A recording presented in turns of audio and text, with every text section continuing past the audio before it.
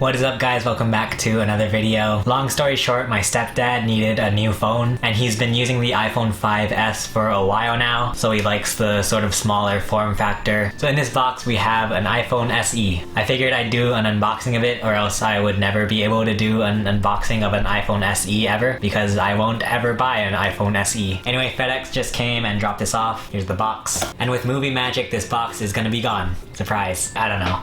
I'm an idiot. Anyway, here is the iPhone SE box. Apparently this is the iPhone SE Gold 16 gigabytes.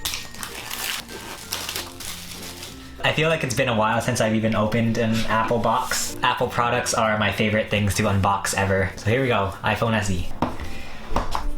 So there is the iPhone SE Gold 16 gigabytes. So I have the Apple website on my iPhone. We have a 4-inch Retina display, A9 chip, 12 megapixel camera, f-stop 2.2 aperture, 4K video at 30 frames per second. The front-facing camera is 1.2 megapixels, f-stop 2.4 aperture, 720p video. So I don't really have much to say about the phone itself. I mean, it looks like an iPhone 5/5s, although there is a little thing in the back that does say SE. We got all of our manuals and probably stickers too. We got AirPods, the little charging brick, and a lightning cable. Nothing too special in here. Just as a quick comparison shot, I will do the iPhone SE next to the iPhone 7.